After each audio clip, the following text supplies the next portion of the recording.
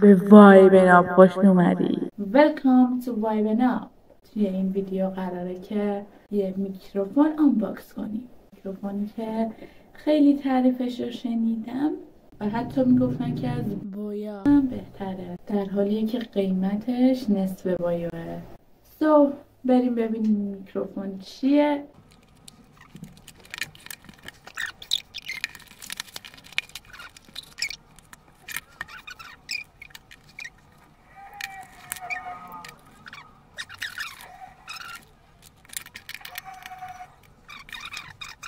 این شکل کلی جعبشه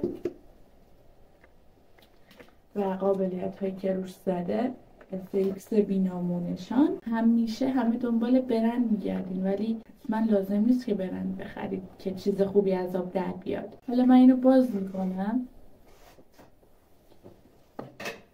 چقدرم خوشگل چیده شده. این محصول تو پک دوتایی میشه سفارش داد. تو پک تکی هم میتونید سفارشش بدید. من پک دوتاییشو خریدم چون که واقعا به طرفه تر بود قیمتش. این کابل شارژر تایپ C شه. یه دونه تبدیل به کابل های معمولی گوشی داره. ای بابا، حالا اگه در بیاد. این هم که دوتا فرستنده هاشه که یه گیره داره اینجا، محکم هم هست. شکل ظاهری کلیش و اینم از گیرندش که هم اپل هست هم تایپ C. ولی من ترجیح میدارم این اپل رو نداشته باشه یا مثلا حداقل بشه به داخل بردش، چون که یکمی مزاحمت ایجاد میکنه. و حالا من اینو به گوشی وصل میکنم و ادامه ویدیو رو با این میکروفون ادامه میدیم.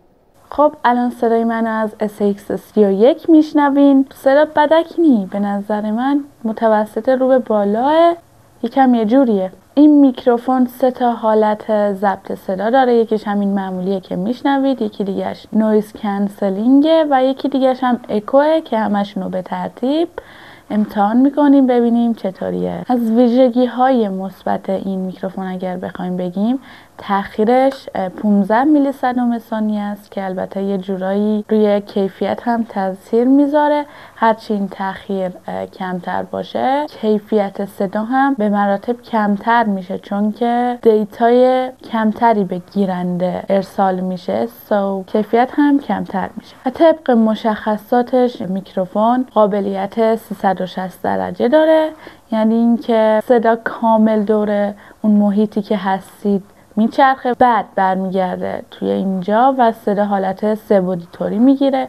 و همینطور که قبلا گفتم تو پک دوتایی و تکی فروخته میشه که به نظرم پک دوتاییش به صرفه تره، چون اگه یکیش خراب شد شما باز اون یکی رو دارین. یه چیزی که راجع به گیرندش فراموش کردم بگم اینه که گیرندش نیاز به شارژ نداره. شارژش از خود گوشی میگیره، یعنی همون زمانی که به گوشیتون متصله کار میکنه، نیازی نیست که جدا شارژش کنید. واسه لایو بلاگ های روزانه، جاهای شلوغ، اینترویو مناسبه. و یه قابلیت خیلی مهمی که داره و باید حواستون باشه اون هندزفری که میخرید این قابلیت رو داشته باشه، قابلیت پلاگ و پلی هستش که اگه محصول این قابلیت رو داشته باشه معنیش اینه که شما وقتی گیرنده رو به گوشیتون وصل میکنید، وقتی ضبطتون تموم شد لازم نیست که اون گیرنده رو جدا کنید تا بتونید صدا و ویدیویی که ضبط کردید و بخواید گوش بدید. همونطور که متصله میتونید ببینید که چی ضبط کردید و صداشو بشنوید. این در حالیه که توی خیلی از میکروفون های معروف مثل بویا شما باید اون گیرنده رو جدا بکنید بعد چیزی که ضبط کردید رو گوش بدید.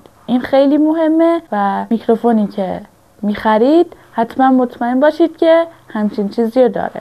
از ویژگی‌های مثبت دیگه‌ای که میشه از این محصول گفت اینه که 1 ساعته شارژ میشه و روی بسته‌اش نوشته که تا 12 ساعت کار میکنه. اما خب میدونیم که همه محصولات الکی همچین چیزایی مینویسن، در حالی که کمتر شارژ نگه میداره. حالا حدوداً 5-6 ساعتی نگه میداره، همون کافیه دیگه. کی میخواد 6 ساعت ضبط کنه؟ مثل این اسپیکری که اینجا میبینید روش زده که 6 ساعت شارژ نگه میداره، ولی بعد از 2 ساعت که من ازش استفاده میکنم و آهنگ با صدای بلند گوش میدم دیگه خاموش میشه. و خب حالا کی میخواد 5-6 ساعت ضبط داشته باشه؟ به نظرم خوبه دیگه، 5-6 ساعت هم نگه داره. باشه کافیه. این میکروفون فیلتر نرم کنندگی صدا رو داره، یعنی طبق این ویژگی صدای من الان نرمتر ضبط میشه و اینکه فرکانس پاسخگوییش تا 9 متر هستش طبق توضیحات. و حالا بهتره که بریم ببینیم اکوش چجوریه، نویز کنسلینگش چجوریه. یه چیزی که باید راجع به نویز کنسلینگ بدونی، معمولا تو میکروفون ها نویز کنسلینگ اونقدر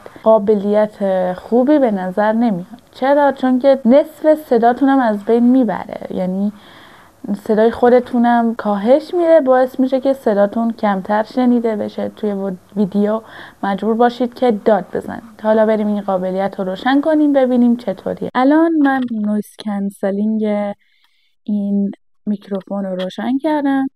همطور که میدونید صدای کمی تغییر کرده، نویز نداره و صدا کمی آرومتر شده. اگر دقت کنید من دارم یکم بلندتر صحبت میکنم که صدا کمی واضحتر شنیده بشه. الان دارم آروم صحبت میکنم، الان دارم متوسط رو به بالا صحبت میکنم و الان دیگه تقریبا دارم داد میزنم. حالا میریم ببینیم اکوش چجوریه. به وای بناب خوش اومدی.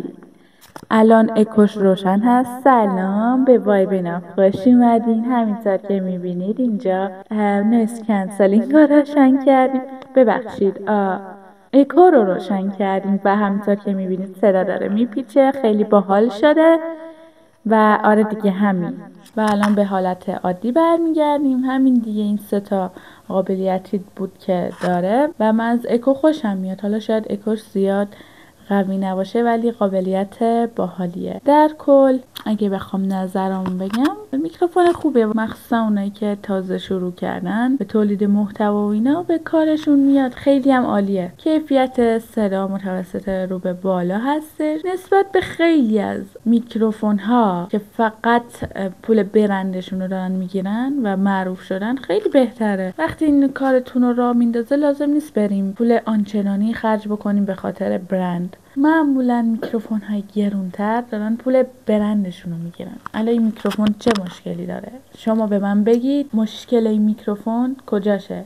جعبه خوشگل نداره که داره، قیافه خوشگل نداره که داره، تبدیل به اون گوشی های قدیمی معمولی نداره که داره، تایپ سی نیست که هست، به آیفون نمیخوره که میخوره. تازه یه چیزی که یادم رفت بگم، این گوشش کابل چیز داره، یعنی هندز فری رو میتونید بهش وصل کنید. دیگه چی میخواید از یه میکروفون؟ نویز کنسلینگش در حد قابل قبول هست، اکوش هم که بدکی نیست و صدا رو خوب وصل میکنه. قیمتش هم واقعا نسبت به خیلی میکروفون ها خیلی خوبه تا گرون نشده بخریدش. ولی خب در نگاه اول که اومدش من توقع بیشتری داشتم، الان فکر میکنم که بهتره. ولی در مقایسه با این میکروفون، این یه میکروفون سیمیه که خونه درست شده، این کیفیتش خیلی بیشتر از اینه، چون که سیمیه. کلن میکروفون های سیمی از این لحاظ خیلی بهترن، اما متاسفانه این میکروفون سیمی با این حجم از سیم رو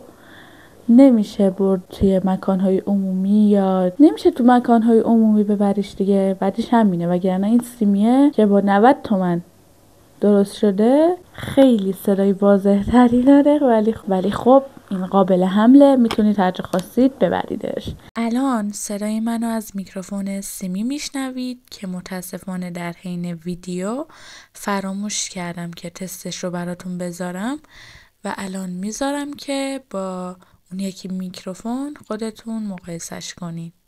همین دیگه، میکروفون خوبیه. حتما بین گزینه‌هایی که میخواید بخرید این رو هم قرار بدید. تا وای بنا ببری. خداحافظ.